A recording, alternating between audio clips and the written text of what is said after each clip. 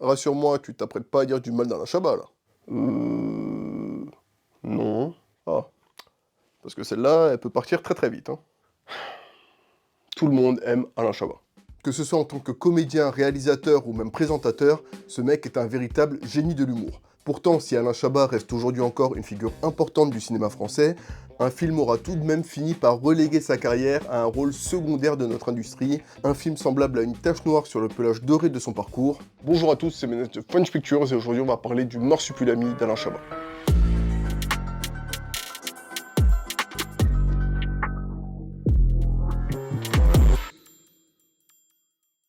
Sur la piste du Marsupilami est un film sorti en 2012 et qui au moment de sa sortie représentait déjà un enjeu tout particulier pour la carrière d'Alain Chabat qui commençait doucement mais sûrement à amorcer un déclin. Lui qui jusqu'ici était vu comme un dieu vivant de la comédie. Clairement, hein, si on devait décrire la filmographie d'Alain Chabat en 5 lettres, le mot le plus approprié serait sans aucun doute le mot culte ou encore son synonyme familier banger. Que ce soit ses sketchs gras et décalés avec les nuls qui sont toujours des classiques aujourd'hui, C'est de la coke. Sisme. Eh mec, vous êtes pas cool, il m'a déjà pris ma coque, je veux pas en plus lui sucer la bite. Oui, suce-nous la... le premier film qu'il scénarise, La Cité de la Peur, dont les répliques sont toujours inlassablement ressorties 30 ans plus tard, Dites, on attend pas votre sœur? le premier film qu'il réalise, Didier, qui remporte le César du premier film, et surtout l'apothéose de sa carrière avec Mission Cléopâtre qui s'impose clairement comme l'une des meilleures comédies françaises de tous les temps. Le talent du bonhomme semble infini et le réalisateur semble inarrêtable. Pourtant, seulement 2 ans après Mission Cléopâtre, il fait étonnamment face à son premier échec, le film co-scénarisé avec le collectif des Robins des Bois se fera démolir par la presse et sera décrit comme un film ni fait ni à faire, ou tout simplement nul selon le Parisien. Le film réalisera quand même 1,7 million d'entrées, chiffre très correct, hein, mais évidemment très loin des 14 millions d'entrées générées par Mission Cléopâtre. De son propre aveu, ces mauvaises critiques affecteront fortement Alain Chabat qui s'éloignera de la réalisation pendant 8 ans après ça. Mais finalement, du côté des fans, le film finira lui aussi a posteriori par obtenir un statut de film culte avec ses nombreuses répliques restées dans la culture populaire comme par exemple Pierre? Présent. Pierre? Présent. Vous connaissez ma femme? Oui, chef. Elle est belle. Oui, chef. ou encore évidemment le fameux Ça va être tout noir. qui sera même repris plus tard pour annoncer le couvre-feu dans certaines villes en France. Sa réputation rétablie, Chabat entreprend au début des années 2010 2 projets pour faire son grand retour. Mille mots, un projet hollywoodien avec Eddie Murphy qu'il produit et qui pourrait marquer le début d'une carrière aux États-Unis. Bonjour, j'ai beaucoup entendu parler de vous. Et le deuxième projet est une adaptation du personnage de la bande dessinée Le Marsupilami en live action. Résultat des courses, pour le film avec Eddie Murphy, bon, comme c'est probablement la première fois que vous en entendez parler, je pense que j'ai pas vraiment besoin de préciser que ça a été un échec. Le film a même été nominé pour 3 Razzie Awards, qui sont les trophées américains qui récompensent les films les plus nuls de l'année. Et pour ce qui est du Marsupilami, on va voir ça ensemble. Nous allons suivre un reporter plutôt connu qui a eu une grande époque, mais qui est actuellement en perte de vitesse, incarné par Alain Chabat. Ironique. Sa rédactrice en chef a besoin de redresser la chaîne et lui donne un ultimatum assez radical. Elle lui laisse 1 semaine pour faire un gros scoop, sans quoi elle le vire. D'accord, on a donc une femme de pouvoir qui confie une mission quasiment impossible dans un délai irraisonnable à un mec pas forcément très doué dans son domaine. Ça me dit quelque chose. Ça fait plaisir. Et en parlant de ce cher numéro bis, dans ce film il joue un faux vétérinaire qui escroque les touristes en Amérique latine. Et à noter que c'est le seul escroc du monde qui est réellement et sincèrement blessé quand on le traite de menteur. Je ne suis pas un menteur. Si. Et à noter aussi qu'à ce moment-là, Jamel traverse également une période assez périlleuse de sa carrière, puisqu'il sort du film Hollywood, qui a aussi obtenu un accueil critique très sévère, et qui a d'ailleurs été nominé au Gérard, l'équivalent français des Razzie Awards.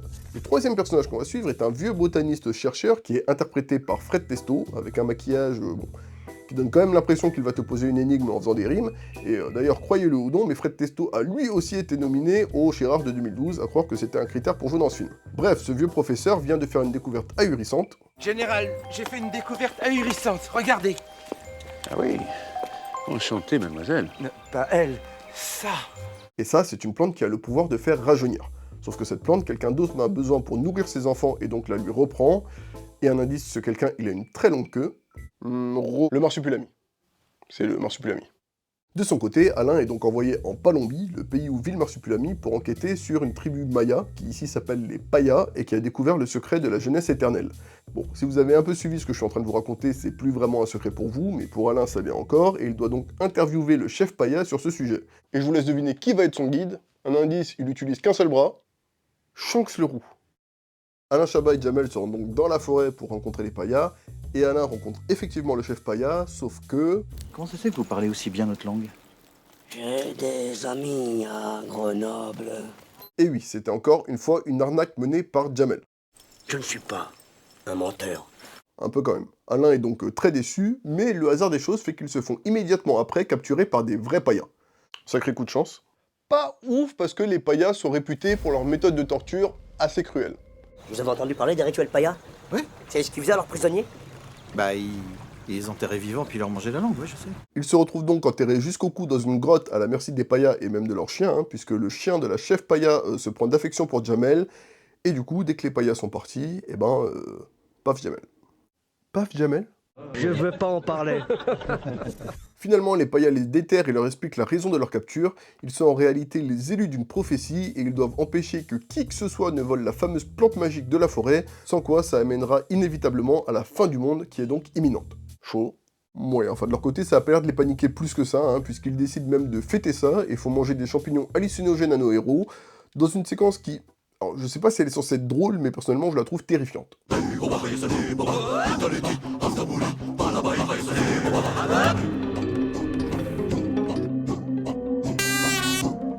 Puis ils les abandonnent au milieu de la jungle jusqu'au lendemain. À leur réveil, les deux zigotos se disputent car Jamel veut être payé vu qu'il a rempli sa part du contrat malgré lui en amenant Alain chez les payas, mais le truc c'est que entre les prophéties et les champis, Alain n'a toujours pas eu son interview, donc il ne veut pas payer. Personnellement, si vous voulez mon avis, je pense qu'ils ont chacun leur tort et je comprends la situation, donc je préfère ne pas prendre parti là-dessus. Ils se séparent, d'un côté Alain tombe dans un trou, et de l'autre côté Jamel tombe par le plus grand des hasards sur le marsupilami, qui lui montre sa maison et lui présente même sa magnifique femme.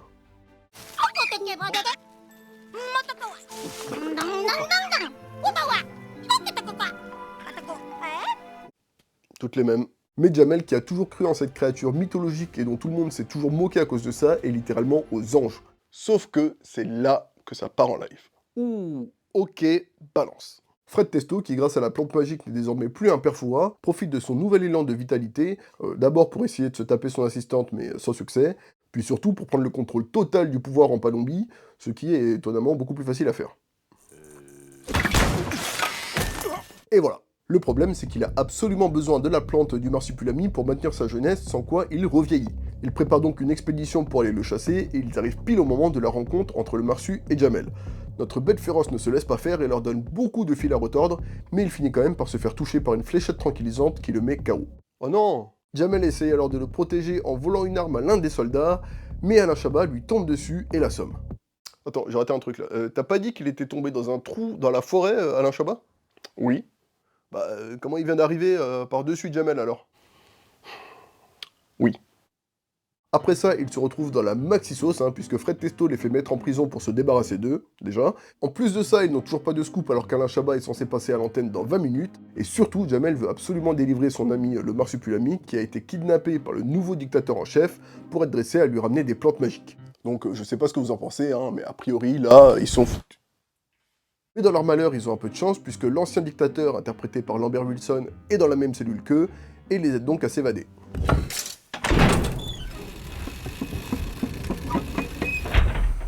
Il les aide ensuite à infiltrer le château présidentiel pour récupérer le marsupilami en faisant diversion, grâce à une méthode que, bon, on sent que ça faisait surtout marrer Alain Chabat de faire ça à Lambert Wilson.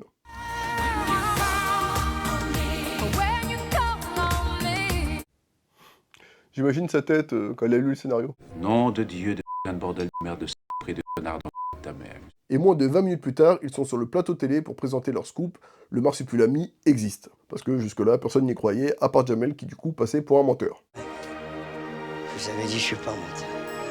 Le méchant Fred Testo les poursuit pour récupérer son marsu, mais il prend trop de sa potion de jeunesse et finit par se Benjamin Buttoniser tout seul et devient super chou, mais parfaitement inoffensif. C'est donc une victoire pour nos deux amis qui ont réussi à montrer le scoop du siècle, ils sont tout contents. Alain Chabat a sauvé sa carrière, enfin, du moins son personnage dans le film. Jamel a bien démontré à tout le monde que ce n'était pas un menteur. Le marsu retrouve sa femme et ses gosses qui sont trop mignons. Ah non, vraiment, c'est trop comment ils sont mignons. Et ça finit comme ça. Ok. Alors, on en pense quoi? Eh ben, en vrai, c'était pas si pire. On sent que si Alain Chabat s'est lancé dans un projet pareil, c'est parce que c'est quelque chose qu'il adore. Lui dont le rêve à la base était de faire de la bande dessinée, il a une véritable passion pour l'œuvre de Franquin, et ça se voit. Si vous avez déjà lu ou regardé des épisodes du Marsupilami, vous savez que l'humour repose principalement sur des gags visuels. Ça tombe, ça se tape, ça valdingue, le Marsupilami ne parle pas, et donc tout l'humour passe par l'image. Et ça, Alain Chabat, il l'a bien compris, et il l'a parfaitement intégré dans son film. On a de la violence traitée de façon légère et rigolote, ce qui est vraiment la base des bandes dessinées, des chutes, des chutes, des chutes, des personnages qui se cognent, qui font des gaffes, et surtout des gags visuels qui jouent avec le personnage du Marsu. Ça, il y en a plein dans le film, il y avait plein de choses à faire avec cette queue longiligne et parfaitement amovible, et du coup, il l'a fait. Le personnage du Marsu est très respecté dans son caractère, souvent sympa mais pouvant devenir une véritable créature bestiale quand lui et sa famille sont en danger, donc là-dessus, rien à dire, et d'ailleurs le film a fait un très bon score de 5 millions d'entrées. Mais à l'inverse de avec le temps, l'aura du film s'est ternie au point qu'il est considéré comme le pire film d'Alain Chabat à l'heure actuelle. C'est par exemple le seul film qui a une vraie mauvaise note sur le site Sens Critique. Et la raison de ça, selon moi, c'est que pour faire ce film, Alain Chabat a dû faire un sacrifice. Humain ? Artistique. L'humour de Chabat à la base est très différent de ce qui est présent dans ce film. Ayant commencé à la radio, il nous a habitués à un humour plutôt basé sur des dialogues cocasses, des jeux de mots et surtout de l'absurde, et pas tant que ça sur du visuel. Enfin, un peu, mais pas tant que ça. Et d'ailleurs, à ce niveau-là, l'univers de Goscinny s'emboîtait parfaitement avec le sien. On a des anachronismes, des jeux de mots, de la parodie, et surtout un humour absurde et décalé, où Alain Chabat n'a presque pas eu à faire d'efforts pour se l'approprier. C'était clairement l'enfant de la prophétie de l'adaptation d'Astérix, et d'ailleurs, aucun des autres films qui ont été faits derrière ne lui arrive à la cheville. Par contre, à l'inverse, son immersion dans l'univers de Tarquin s'est fait de façon beaucoup moins naturelle, et ça se sent. Déjà, gag visuel oblige, il n'y a pas vraiment de réplique culte dans le film, alors que c'est quand même la marque de Chabat, et de plus, l'univers du Marsupilami est clairement destiné aux enfants, et laisse assez peu de place à la subversion et aux blagues graveleuses, ce qui est aussi un peu sa marque de fabrique. Ça c'est ta mère, ça c'est ma... Vous voulez un whisky? Oh, juste un doigt. Vous voulez pas un whisky d'abord? À la limite, sur Astérix, on sent qu'il s'était plutôt bridé en la matière, en dehors d'une blague à la vraiment toute fin, et de quelques plans fixés sur le gros boule de Monica Bellucci, là, mais bon, en l'occurrence, personne s'était plaint. Par contre, sur celui-là, on sent qu'il avait envie de pousser un peu plus le curseur, alors que pour le coup, c'était plus du tout le moment. Ça en fait un film complètement schizo, avec d'un côté un ton qui reprend l'univers mignon et innocent du Marsupilami, et des blagues qui sont clairement destinées à des enfants, et d'un autre côté, des blagues qui sont clairement, absolument, surtout pas destinées à des enfants. Pour finir, un dernier truc qui, selon moi, fonctionne pas des masses, c'est les quelques clins d'œil appuyés que Alain Chabat fait à son propre univers. Tu n'avances pas du tout, Gonja. C'est pas méchant, mais je trouve que ça vient encore plus appuyer le fait que le film est en dessous de ses prédécesseurs en termes de répliques. Par contre, à l'inverse, une référence qui marche très bien, c'est celle à Avez-vous déjà vu pendant la prophétie avec les dessins. Je sais pas si vous avez connu ces petits dessins animés, mais pour le coup, ça se marie parfaitement bien avec l'univers enfantin du Marsu. Et c'est ça qui m'a marqué en regardant le film, c'est qu'il montre parfaitement à quel point l'exercice de l'adaptation est périlleux. D'un côté, les films qui sont trop respectueux de leur œuvre originale pourront vite être considérés comme vides ou n'apportant pas grand-chose, mais d'un autre côté, une adaptation qui se permettrait trop de liberté aura vite fait d'être vue comme ne respectant pas l'essence de son œuvre originale. Au point que pour arriver à mettre tout le monde d'accord, il faut que l'univers d'un artiste vienne se marier parfaitement avec celui d'un autre artiste, et pour ceux qui ont déjà été mariés parmi vous, vous savez que ça a quand même plus de chances de foirer que de réussir. Pour aller plus loin, ce film nous montre à quel point tous les chefs-d'œuvre de l'histoire du cinéma peuvent être considérés comme de véritables miracles. Parce que pour qu'une œuvre cinématographique soit parfaitement aboutie, le talent d'un seul homme ne suffit pas. Il faut un alignement de planètes parfait avec le bon metteur en scène qui rencontre le bon sujet, le bon scénario, le bon casting, la bonne équipe technique, le bon budget, et pour peu qu'une seule de ces conditions ne soit pas remplie, le film peut vite passer de chef-d'œuvre à film sympa sans plus, voire à total fail. Mais malgré tout, grâce à ces nombreux classiques qui ont tout de même réussi à produire les génies de notre nation, on continuera toujours de se précipiter dans les salles de cinéma en espérant avoir la chance de voir les planètes s'aligner une nouvelle fois sous nos yeux ébahis, même si on sait pertinemment que les chances sont minces, et ça c'est beau. Sinon, t'as vu qu'Alain Chabat va réaliser une série Astérix l'année prochaine? Ok, j'ai rien dit, ça va être un chef-d'œuvre.